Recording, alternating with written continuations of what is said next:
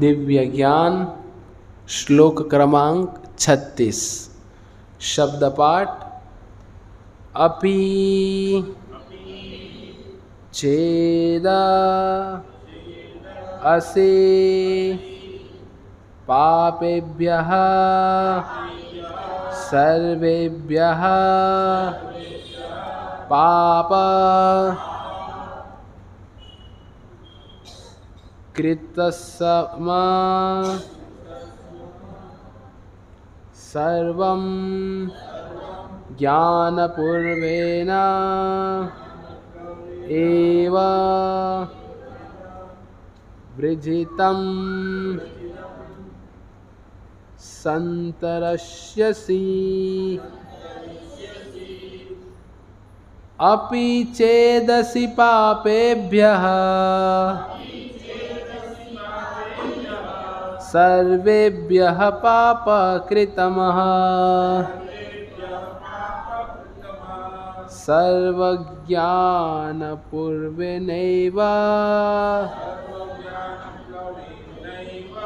वृजिनः सन्तरिष्यसि।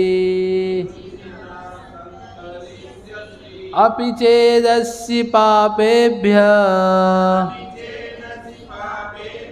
सर्वेभ्यः पापकृतमः सर्वज्ञानप्लवेनैव वृजिनः सन्तरिष्यसि। अपि चेदसि पापेभ्यः सर्वेभ्यः पापकृतमः सर्वज्ञानप्लवेनैव वृजिनं सन्तरिष्यसि।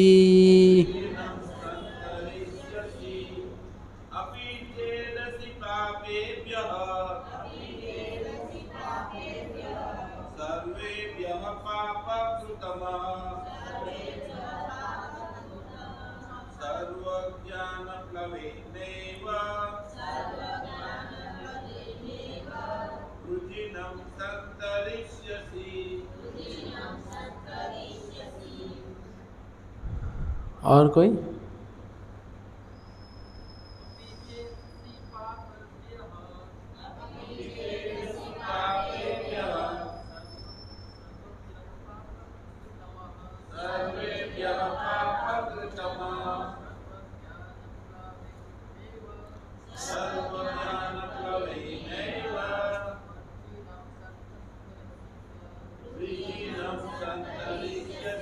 माता जी।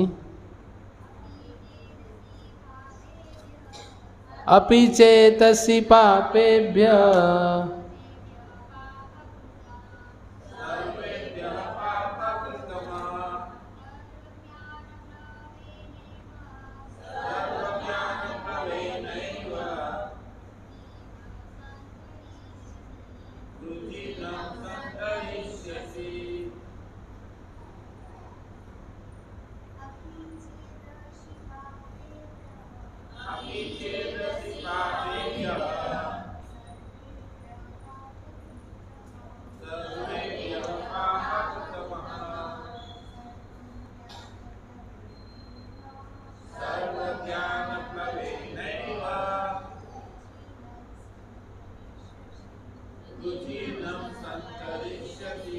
शब्द सार अनुवाद एवं तात्पर्य। कृष्ण कृपा मूर्ति अभय चरणारविंद भक्तिवेदांत स्वामी श्रील प्रभुपाद के द्वारा इस्कॉन के संस्थापक आचार्य। अपि भी चेता यदि असि तुम हो पापेभ्यः पापियों से सर्वेभ्यः समस्त पापकृततमः सर्वाधिक पापी सर्वम ऐसे समस्त पाप कर्म ज्ञान प्लवेन दिव्य ज्ञान की नाव द्वारा एवा निश्चय ही वृजिनमा दुखों के सागर को संतरिष्यसि पूर्णता पार कर जाओगे।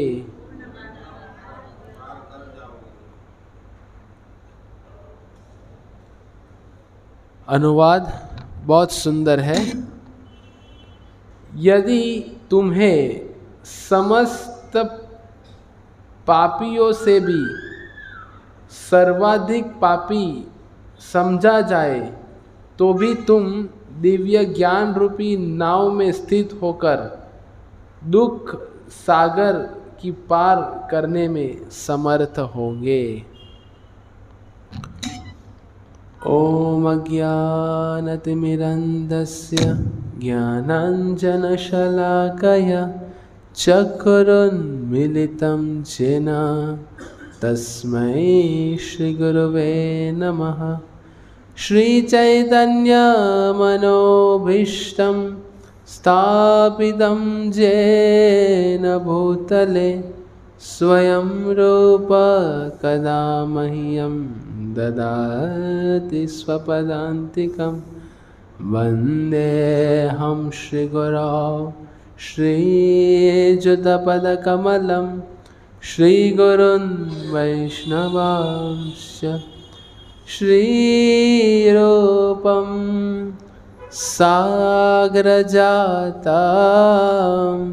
सहगणा रघुनाथान्वितं त्वं सजीवं साद्वैतं सावधूतं परिजनसहितं कृष्णचैतन्यदेवं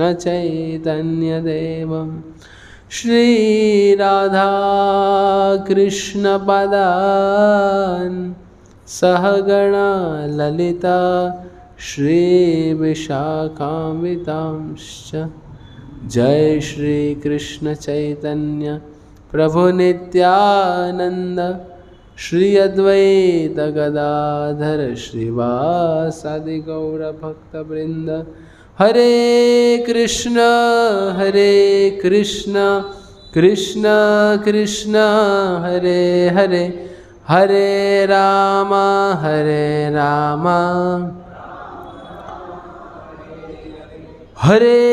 कृष्ण कृष्ण कृष्ण हरे हरे, हरे राम राम राम हरे हरे। हरे कृष्ण कृष्ण कृष्ण हरे हरे, हरे राम राम राम हरे हरे। हरे कृष्ण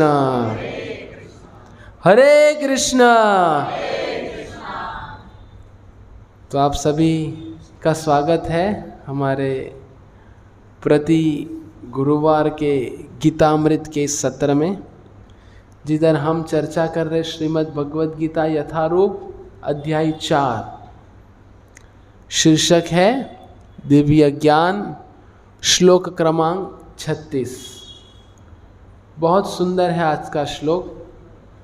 उसका इस श्लोक का अनुवाद इस प्रकार है। यदि तुम्हें समस्त पापियों से भी सर्वाधिक पापी समझा जाए तो भी तुम दिव्य ज्ञान रूपी नाव में स्थित होकर दुख सागर को पार करने में समर्थ हो जाओगे। पिछली बार हमने जो श्लोक की चर्चा की, हमने 2 श्लोक देखे पिछली बार। तद्विद्धि प्रणिपातेन परिप्रश्नेन सेवया उपदेक्षन्ति ते ज्ञानम ज्ञानिनस्तत्त्वदर्शिनः। ये श्लोक में हमने देखा कि बहुत सारी चर्चाएं की, पर विस्तृत रूप में अगर हम देखें संक्षिप्त में, तो हमने बताया कि गुरु की सेवा करनी चाहिए विनम्र भाव से। ना कि अहंकार से युक्त होकर। कैसा होता है, कई बार हम सेवा तो करते हैं पर हर सेवा में हमारा अहंकार छुपा रहता है। अहंकार कैसे होता है कि मैं जैसा बोलूं वैसे ही सेवा होनी चाहिए, उसको विनम्र भाव नहीं कहा जाता। शरणागति का प्रथम लक्षण क्या है कि गुरु के निर्देशन में सेवा करना। हालांकि गुरु व्यक्तिगत रूप से उपलब्ध ना हो, फिर भी गुरु के आदेश को ध्यान में रखते हुए सेवा करना। पिछली बार हमने इनकी चर्चा की थी कि दो प्रकार के संघ होते हैं, एक वाणी संघ और एक कौन सा? दो प्रकार के गुरु के संघ होते हैं, बताइए कौन से है वो?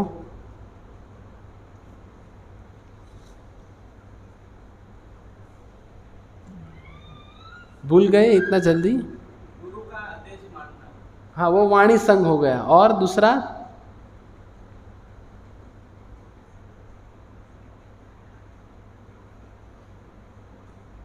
बोलिए बोलिए, बहुत सरल है। आचार्य जो कहते हैं वो अपने जीवन में उतारना है। हाँ, वो भी वाणी संघ हो गया। दो संघ है। हाँ हाँ, जिज्ञासा करना, वो तो ठीक है, वो तो वो श्लोक का तात्पर्य है कि विनम्र भाव से जिज्ञासा करनी चाहिए। पर गुरु की सेवा हम कौन से दो तरीके से कर सकते हैं? हाँ हाँ, सेवा करनी है गुरु की, लेकिन कैसे? दो प्रकार की सेवा बताई ना मैंने। एक है वाणी सेवा, दूसरी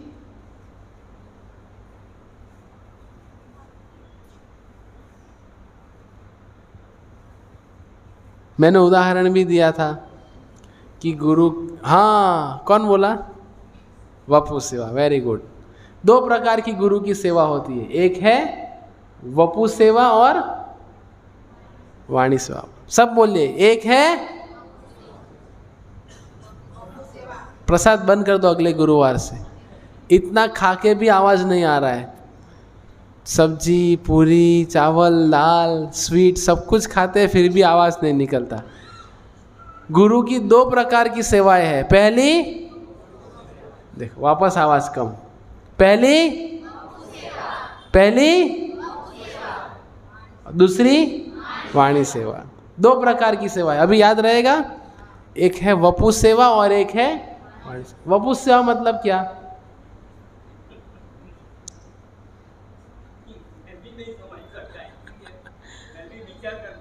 इसलिए तो मैंने पूछा ना, मैंने आपके मन को पहचान लिया।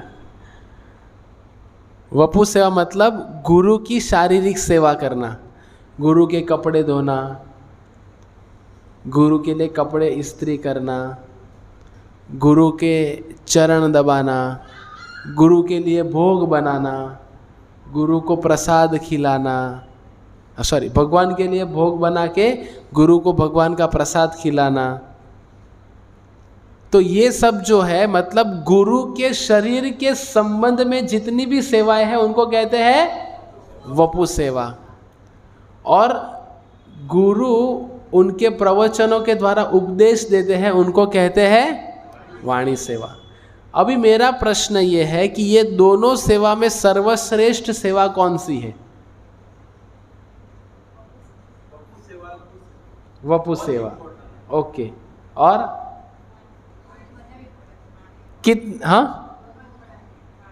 हाँ, वेरी गुड। गुरु की दोनों सेवाएं जरूरी है, वपु सेवा भी और वाणी सेवा भी। पर इसमें भी सर्वाधिक श्रेष्ठ है गुरु की वाणी सेवा। अभी कोई सोचेगा कैसे? देखो, गुरु सब समय आपके साथ उपलब्ध रहेंगे? नहीं रहेंगे। गुरु सब समय हमारे साथ नहीं रहेंगे। और मानो शारीरिक रूप से हमारे साथ रहेंगे भी तो भी कुछ समय के बाद देह छोड़ के चले जाएंगे। जैसे श्रील प्रभुपाद जी हमारे गुरु हैं, तो क्या अभी श्रील प्रभुपाद जी है? नहीं है। क्या श्रील प्रभुपाद जी की वपु सेवा हम कर सकते हैं? नहीं कर सकते। तो हम श्रील प्रभुपाद की कौन सी सेवा कर सकते हैं? वाणी सेवा। इसलिए वाणी सेवा सर्वश्रेष्ठ है कि गुरु से हम श्रवण करेंगे तो गुरु से श्रवण के माध्यम से हम लंबे समय तक भगवान की सेवा कर पाएंगे। इसीलिए गुरु की दोनों भी सेवा जरूरी है, लेकिन वपु सेवा वाणी सेवा में सर्वश्रेष्ठ है वाणी सेवा, क्योंकि वाणी सेवा में अपराध होने की संभावना कम है, लेकिन वपु सेवा में बहुत अपराध हो सकते हैं, जो हमारे आज का विषय है। तो ठीक है, हम सबको सेवा करनी है, सेवा से हमारी भक्ति में क्रमशः प्रगति होती है। तो आज का श्लोक बहुत ही सुंदर है। अभी आज का श्लोक किसके संबंध में है वो समझना चाहिए। अर्जुन को भगवान कह रहे हैं कि अगर सब पाप कर्म में अगर सर्वाधिक पाप भी अगर आपको लग जाए तो भी अगर आप दिव्य ज्ञान रूपी नौका में अगर स्थित रहोगे तो भी आप इस दुख के भवसागर को पार कर जाओगे। अभी ये क्यों बता रहे हैं भगवान? क्योंकि इसके पूर्व में जो हमने प्रथम अध्याय में देखा, इसके पूर्व में अर्जुन भगवान के समक्ष प्रथम अध्याय में अलग अलग कारण प्रस्तुत करते हैं कि मैं युद्ध नहीं करूंगा। पता है आप लोग को? और ये कारण क्यों देते हैं अर्जुन? क्योंकि अर्जुन ये समझ रहे हैं, अर्जुन धर्मशास्त्र के दृष्टिकोण से बता रहे हैं कि अगर मैं इन सबको मारूंगा, हत्वा स्वजन माहवे, ये सभी स्वजन मेरे ही लोग हैं, अगर इन सब की हत्या कर दी जाएगी तो मुझे पाप लगेगा। तो ऐसे पाप कर्म में आप मुझे क्यों ढकेल रहे हो? ऐसा अर्जुन भगवान को कह रहे हैं। और पिछले श्लोक में भी हमने देखा, तो ये सब कुछ अर्जुन की दलील को ध्यान में रखते हुए भगवान आज के श्लोक में क्या बता रहे हैं? तो पिछले श्लोक 35 नंबर का श्लोक और आज 36 नंबर का श्लोक, ये दोनों श्लोकों का परस्पर क्या संबंध है? तो पिछले श्लोक में ये बताया जा रहा है कि सभी जीव भगवान के अंश है। ये हमने पिछली बार देखा, ममे वांश जीव लोके जीव भूत सनातना मनसष्ठानि इंद्रियानि प्रकृति स्थानि कर्षति। सभी जीव भगवान के अंश है, तो उन्हें मारने से क्या पाप नहीं लगेगा? अर्जुन ये दलील प्रस्तुत करते हैं कि सभी जीव भगवान के अंश है, सभी में आप परमात्मा के रूप में विराजमान हैं, और अगर मैं सभी को मार दूंगा तो क्या मुझे पाप नहीं लगेगा? समझ रहे क्या? ये पिछले श्लोक की चर्चा कर रहे हैं। 35 नंबर के श्लोक में ये असमंजस में थे अर्जुन, ये मुद्दे को लेके।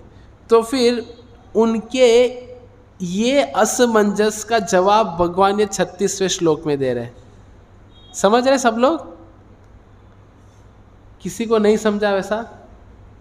35 नंबर के श्लोक में अर्जुन को एक असमंजस था कि सभी जीव भगवान के अंश है, सभी में आप परमात्मा के रूप में विराजमान है, अगर इन सब को मार दिया जाए तो ये पाप कर्म लगेगा। तो ये प्रश्न जो अर्जुन के मन में उद्भव हुआ है, भगवान ये प्रश्न का जवाब 36वें श्लोक में दे रहे हैं कि अगर सब पापियों में से भी सर्वाधिक पाप अगर आपको लग जाए तो भी अगर आप दिव्य ज्ञान रूपी नौका में अगर स्थित रहोगे तो भी आप इस दुख के भवसागर को पार कर जाओगे। तो भगवान ये श्लोक में, मतलब आज के श्लोक में 36वें श्लोक में अर्जुन को आश्वासन दे रहे हैं। आश्वासन समझते हैं ना सब लोग? जब कोई विकट परिस्थिति में होता है, कुछ समझ में नहीं आता, तो हम आश्वासन देते हैं, है ना? जैसे मानो किसी के घर में किसी का देहांत हो जाता है तो सब लोग जाते हैं 1 दिन के लिए, 2 दिन के लिए, और आश्वासन देते हैं, होता रहता है, चलो ठीक है, हम लोग आपके साथ में हैं।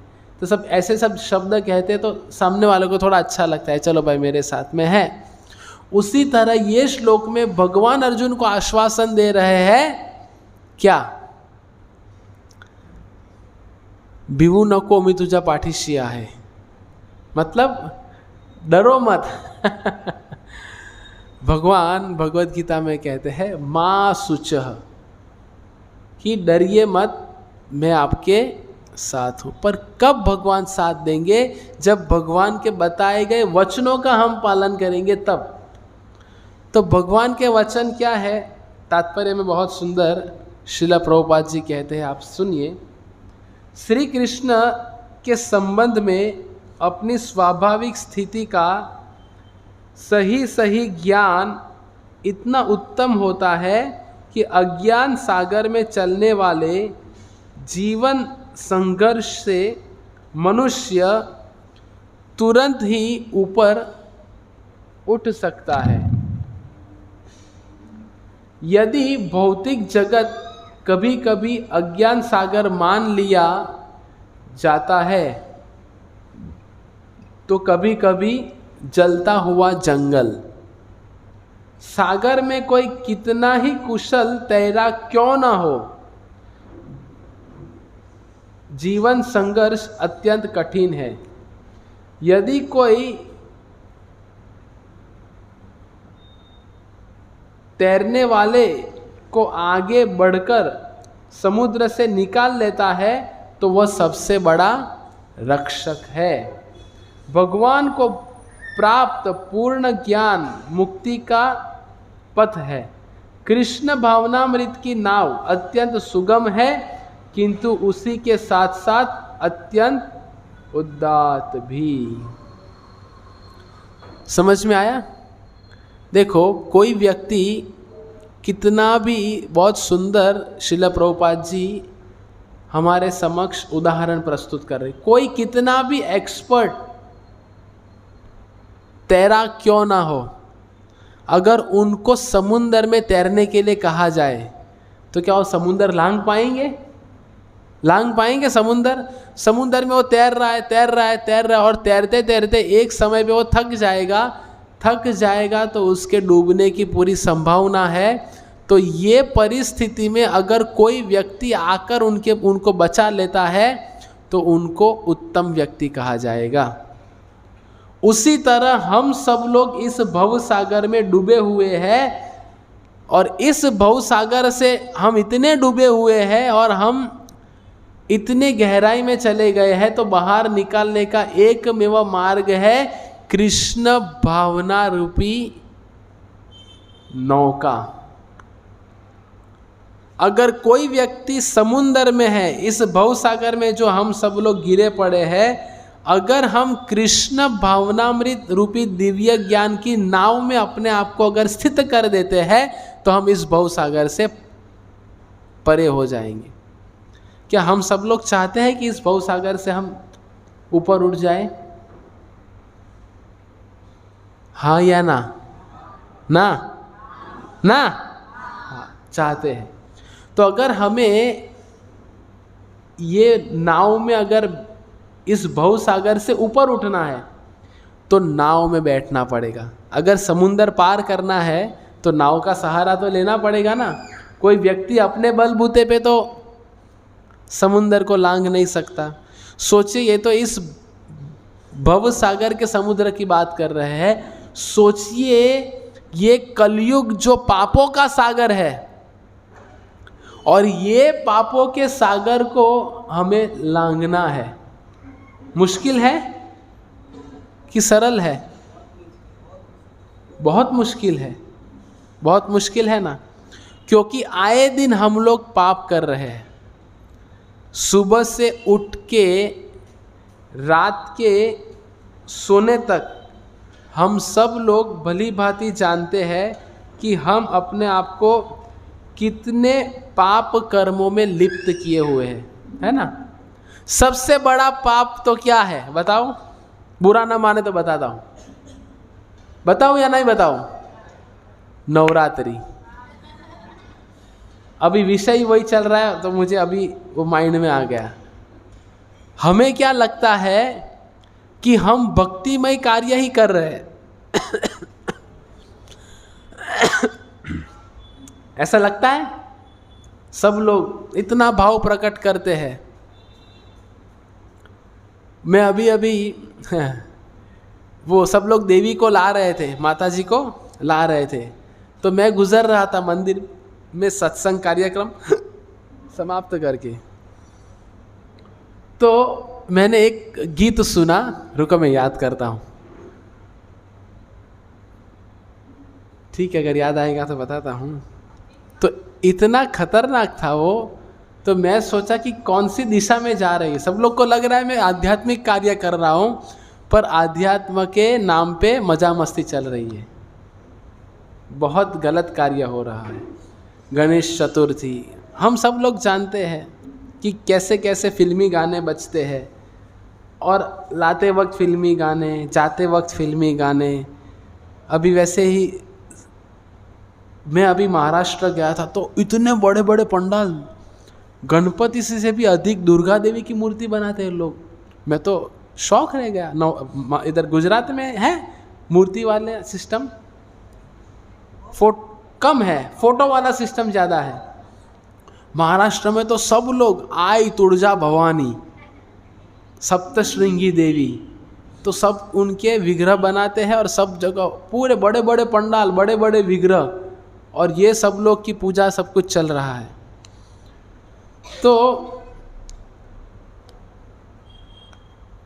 ये इतने मशगूल हो गए हैं लोग ऐसे पाप कर्मों में कि समझ में ना था कि हम पाप कर्म कर रहे हैं।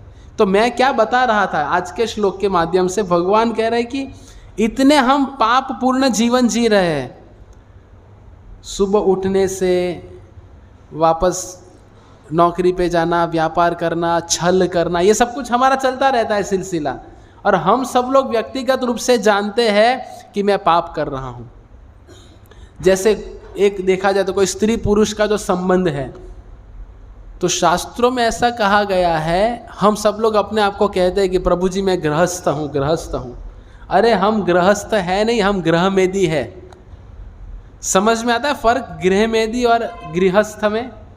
गृहमेदी मतलब वो व्यक्ति जिनके मध्य में भगवान नहीं है, पूरा इंद्रिय भोग, स्त्री पुरुष को एक दूसरे का संग करना है, ये भावना है गृहमेदी की। और गृहस्थ कौन है? जो मध्य में भगवान कृष्ण को रखते हैं, और जब संतान प्राप्ति की इच्छा है तभी जाके स्त्री पुरुष एक दूसरे से संबंध बांधते हैं, उसको कहते हैं गृहस्थ। अभी ये व्याख्या मैंने बता दिया, व्याख्या से आप अपने आप को देखिए कि मैं कौन सी श्रेणी में हूँ। बहुत मुश्किल है ना, क्योंकि ये स्त्री पुरुष संग ही हमें सबसे बड़ा संसार में बंधन का कारण है, वो लोग छोड़ नहीं सकते। और नवरात्रि में तो इसका प्रचलन होता है। दूसरी और बहुत घटिया बात क्या है, जो मैं पहले भी कहा था इधर ही, कि हम जो बच्चे को पाठशाला भेज रहे हैं, सबसे बड़ा असुर बनाने का कारखाना है ये।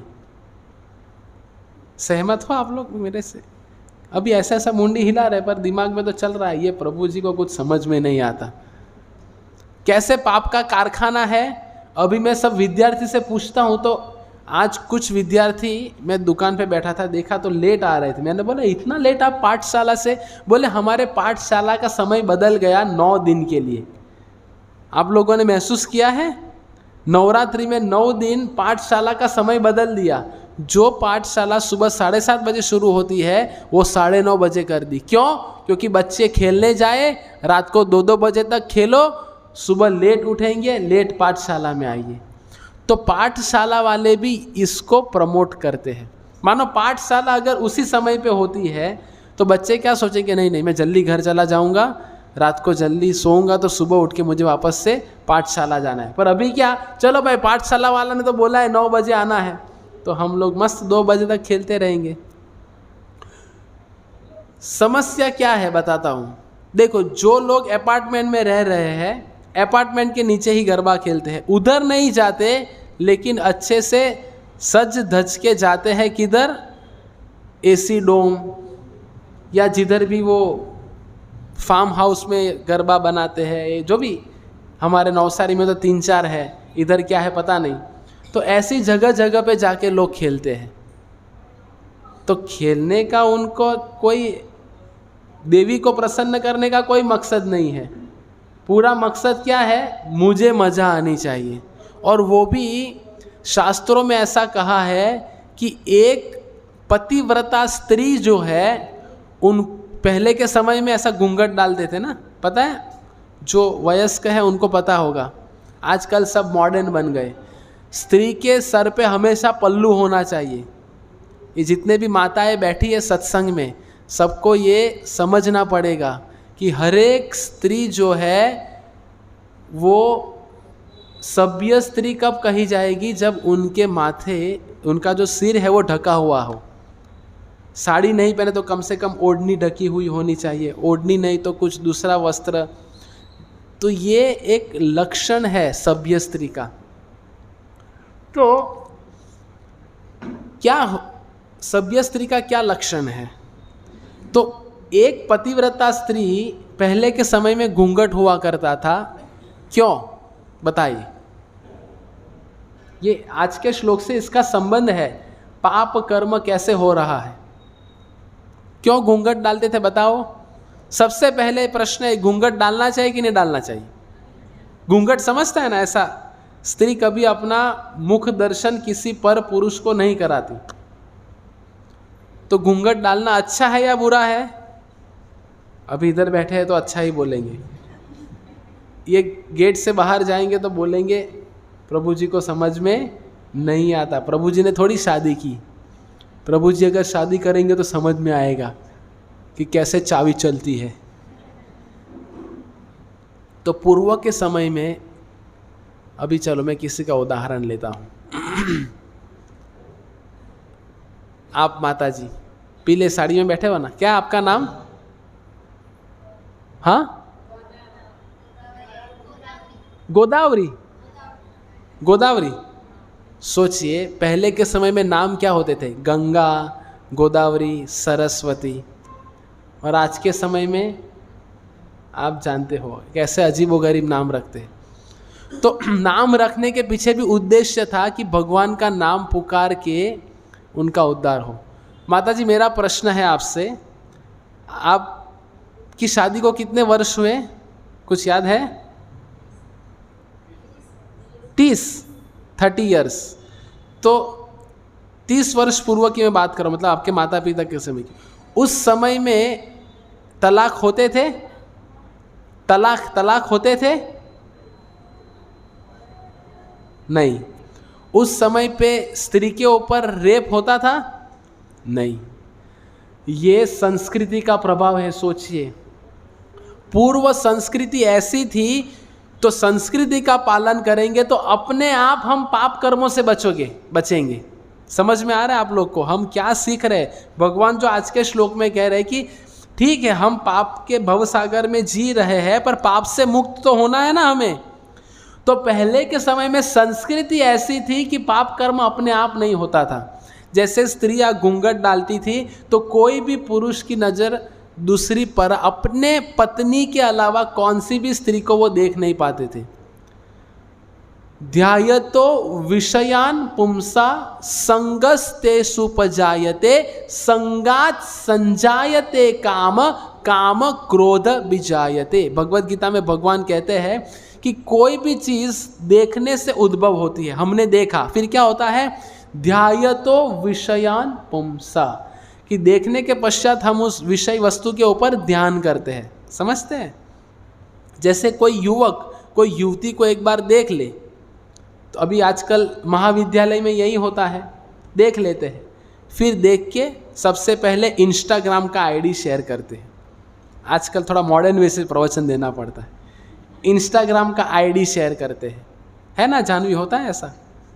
मतलब आपको नहीं बोल रहा हूँ मैं तो अभी मैं बहुत इस क्या कहते हैं आज के आधुनिक महाविद्यालय की शैली से मैं तो बहुत दूर चला गया हूँ, पर फिर भी तो इंस्टाग्राम का आईडी शेयर हो गया। फिर होता है ध्यायतो विषयान पुंसा, फिर विषय वस्तु के ऊपर ध्यान होता है कि बहुत अच्छे थे वो, कहीं मुझे मिल जाए। फिर हम 14 फरवरी की राह देखते हैं, पहली नज़र में ऐसा जादू कर दिया।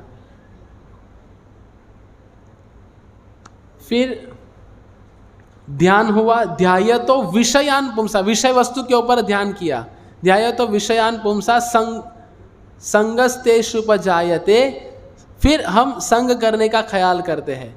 संगात संजायते कामा, जब फिर एक युवक युवती एक दूसरे के करीब में आते हैं, साथ में घूमना फिरना होता है, बारिश का मौसम है, बिल्लीमोरा में बहुत बहुत अच्छे स्थान है, तो जब साथ में रहते हैं युवक युवती तो क्या होता है, हृदय में काम जागृत हो जाता है। काम समझते हैं ना, काम मतलब पर स्त्री पर पुरुष को भोगने की इच्छा, स्त्री पुरुष का संग करने की इच्छा, इसको कहते हैं काम। फिर वो कामना जागृत हो जाती है। संगात संजायते काम, संग से काम, और काम संतुष्ट नहीं होता, संगात संजायते काम, काम क्रोध विजायते, यही काम क्रोध उत्पन्न करता है। और जब उनको जो चाहिए वो नहीं मिलता तो क्रोध आता है, और अगर जो चाहिए वो मिल जाता है तो उससे लोभ आता है। अगर काम संतुष्ट हुआ तो लोभ आता है कि मुझे और चाहिए, मैं और करूं, मैं और करूं। और अगर काम संतुष्ट नहीं होता तो क्रोध आता है, और वो क्रोध में हम किसी का भी बलात्कार कर देते हैं। तो ये क्यों हुआ? क्योंकि आज सब स्त्रियों को स्वतंत्रता दी गई। हम लोगों ने स्त्रियों को पढ़ने लिखने भेज दिया, पढ़ने लिखने भेज दिया तो उसको किसी की दृष्टि उनके ऊपर पड़ी। जैसे अजामिल ने कभी बचपन से लेके युवक होने तक कभी स्त्री को देखा नहीं था, पर जब गुरु की सेवा करने गए तो एक स्त्री देख गई, तो उनको लगा अरे ये तो मैंने कभी ऐसा देखा ही नहीं। तो एक बार देख लिया, फिर वापस गुरु के आश्रम में आए, पर ध्यान चल रहा है। समझ में आ रहा है आज के श्लोक से क्या संबंध है? अभी चल रहा है गड़बड़, अरे बहुत अच्छा था, बहुत अच्छा था। फिर अजामिल को लगा कि नहीं ये तो मुझे चाहिए। फिर अजामिल सब गुरु की सेवा को छोड़ के सब पाप कर्म में लिप्त हो गए, और अजामिल ने कह दिया अजामिल ने कहा आजामिल, उधर गड़बड़ हो गई। ठीक है, जब तक देखा तब तक कोई समस्या नहीं थी। हम सब आज पूरे संसार में अजामिल कांड चल रहा है, पूरा संसार अजामिल कांड है। किधर भी जाओ आपको गलत कृत्य ही दिखेंगे, तो आप उससे तो आंख आड़ा कान नहीं कर सकते, दिखने ही वाला है। पर दिखने के पश्चात ध्यान नहीं होना चाहिए उसका, वो हम सीख रहे। तो पहले की संस्कृति क्या थी? घूंघट डालते थे तो कोई अन्य पुरुष उनको देखते नहीं थे, देखा ही नहीं तो ध्यान का प्रश्न ही नहीं, ध्यान का प्रश्न ही नहीं तो काम का प्रश्न ही नहीं, और काम का प्रश्न नहीं तो बलात्कार का प्रश्न ही नहीं। तो इसीलिए पहले के समय कोई बलात्कार नहीं, कोई डाइवोर्स नहीं। पर आज के समय में क्या होता है, सब सिस्टम बदल दी। शादी होने के पहले प्री वेडिंग, और प्री वेडिंग में सब कुछ हो जाता है। नवरात्रि है तो प्री नवरात्रि। लोग कैसी आदत डालते हैं, अलग अलग बड़े बड़े फिल्म स्टार को बुलाएंगे, गीता रबारी इन नवसारी रमजट, तो सब लोग गीता रबारी के लिए आ गए, इतना खचाखच भीड़। और फिर जब आते हैं नृत्य करते हैं तो फिर आदत लग जाती है, फिर दूसरे दिन जाना ही है, तीसरे दिन जाना ही है, चौथे दिन जाना ही है। ऐसा करके 9 के 9 दिन हम माता जी को छोड़ के पाप कर्म में लिप्त हो जाते। ये एक उदाहरण दिया मैंने, ये तो आज अभी के वातावरण से लागू पड़ रहा है, इसलिए ऐसे कई सारे पाप कर्म हम दैनंदिन जीवन में करते हैं। तो ऐसे पाप कर्मों से हम कैसे बच पाएंगे बताइए? तो अभी प्रश्न ये है कि पाप होते कैसे हैं। तो बहुत सुंदर हमने इसकी चर्चा पहले भी की है कि हमारे अंदर 4 प्रकार की त्रुटियां हैं। कितने प्रकार की? सब लोग इसको ध्यान में रखना है। सबसे पहले हमारी त्रुटि है हमारी अपूर्ण इंद्रियां, इम्परफेक्ट सेंसेस। हमारी इंद्रियां अपूर्ण है, हमारा कान, हमारे नाक, हमारे आँख, सब कुछ हमारा अपूर्ण है। मानते हो आप सब लोग? कैसे अपूर्ण है बताइए? मानते हो तो बताइए, जानते हो या मानते हो? बोलिए। आप नहीं? अपूर्ण है इसीलिए नहीं, इंद्रिय अपूर्ण कैसे है, आप कैसे मानते हो, बताओ।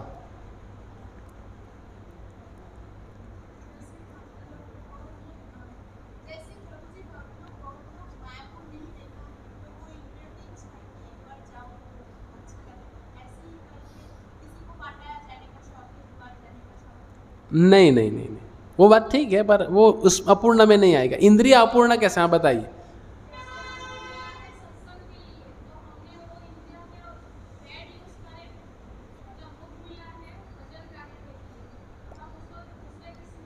हाँ, वो तो देखो दूसरे किसी में लगा रहे मतलब उसका गलत इस्तेमाल हो गया।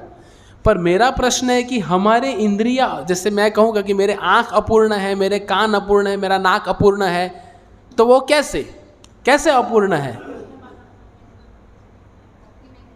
नहीं, वो तो ये तो उसका उपयोग हो गया। मैं उपयोग की चर्चा नहीं कर रहा हूँ। हाँ, वो भी उसका उपयोग ही हो गया। हाँ, नानक राम जी, नानक राम ना आपका नाम? हाँ, अब बहुत करीब है जवाब के। हाँ, यस, हमारी इंद्रिय अपूर्ण कैसे है, एक सरल उदाहरण से बताता हूँ। अब इधर सब लोग, आप लोग बैठे हो, मुझे बताओ दीवार के पीछे कौन बैठा है?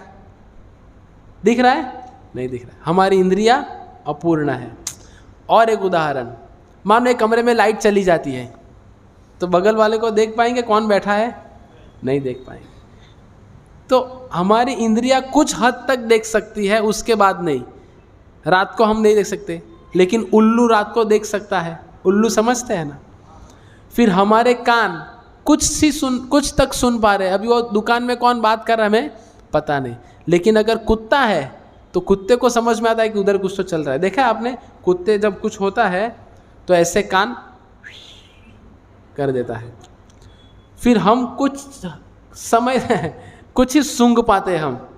अभी उधर भगवान को पुष्प लगाया, इधर बैठे बैठे हमको सुगंध नहीं आएगी, पर बाकी पशु पक्षी ऐसे हैं, बाकी ऐसे अन्य जीवात्मा है जिनको सुगंध आ जाती है। जैसे चींटी, आपके घर में मानो आप एकदम ऊपर चीनी का डिब्बा रख दो, किधर से ना किधर से वो डिब्बा बंद है फिर भी घुस जाती है। पर हम लोग ऐसे, मानो दक्षा माता जी के घर पे भी उन्होंने मिठाई बना के रखी है, हमें थोड़ी पता है हम सूंघ नहीं पाते।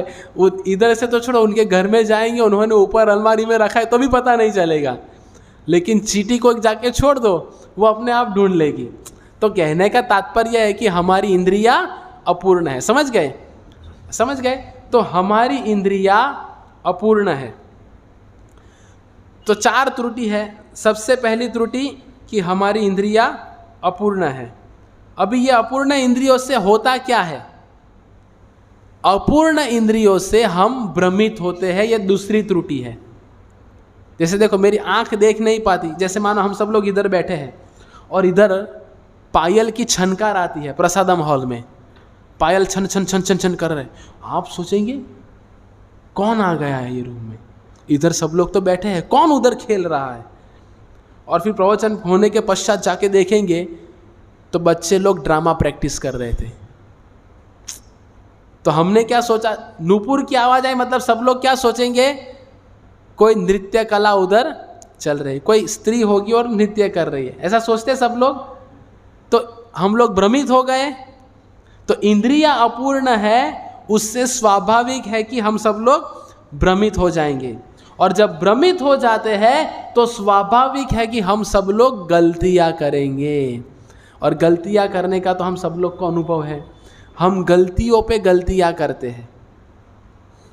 और जब गलतियां हो जाती है, उससे खतरनाक क्या है, चौथा, कि गलतियां होने के पश्चात हम जब वो गलतियों को छुपाते हैं तो वो छुपाने की जो हमारी वृत्ति है उससे हमारे अंदर एक गलत धारणा आती है, वो है किसी को छल करना, किसी को उल्लू बनाना।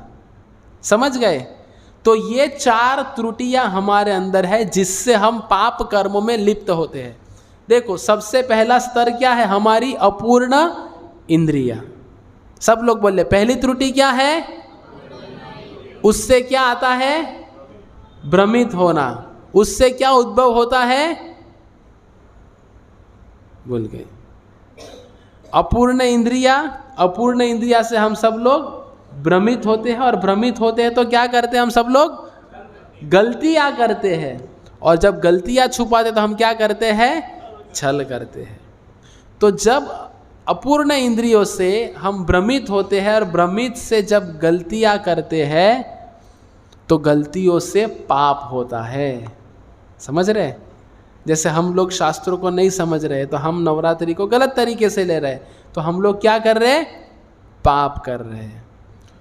और एक बार पाप हो गया ठीक है, लेकिन जानबूझ के पाप करते हैं तो उससे हो जाता है अपराध, जिसकी चर्चा हमने पिछले गुरुवार को की थी कि जब हमसे अपराध होता है, सेवा अपराध होता है, विग्रह की सेवा में होता है, इत्यादि इत्यादि बहुत सारे अपराध होते हैं। तो सबसे पहले होती है गलतियाँ, गलतियाँ से होता है पाप, और पाप जब बार बार हम जानबूझ के करते हैं उनसे होता है अपराध। तो अभी ये सिलसिला तो चलते रहने वाला है। हम अपूर्ण है, इंद्रियां भ्रमित होगी, गलतियां होगी, छल करेंगे हम सब लोग। तो इन सब से हमें बचना है कि नहीं बचना है, वो बताइए। सबसे पहले बचना है, पक्का? तो वो हम कैसे बच पाएंगे? वो बच पाने के लिए इसका क्या कहते हैं, जवाब भगवान इसी श्लोक में हमको देंगे, लेकिन उसकी चर्चा हम अगले गुरुवार को करेंगे कि इन सब से हम कैसे बच पाएंगे। हरे कृष्ण कृष्ण कृष्ण हरे हरे, हरे राम राम राम हरे हरे। श्रीमद् भगवद गीता की